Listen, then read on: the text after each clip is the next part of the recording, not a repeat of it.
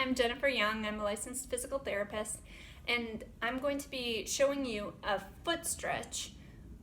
If you have achy feet, a lot of times you think of a calf stretch right away, which is a really good exercise or stretch, which you should do. But also it's important to think of the other side of your foot, the top of your foot. So I'll show you one way to do that.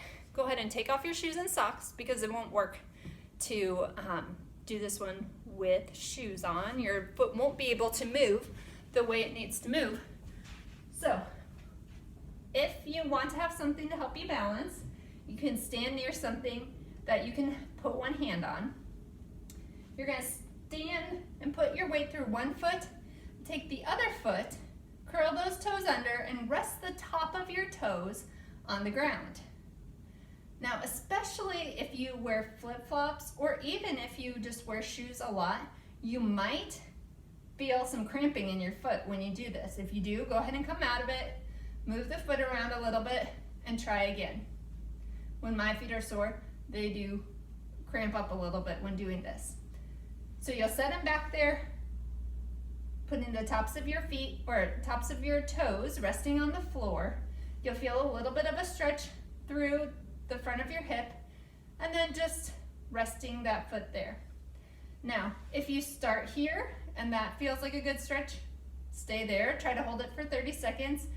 If 30 seconds is pretty easy there, go ahead and move it back a little bit further.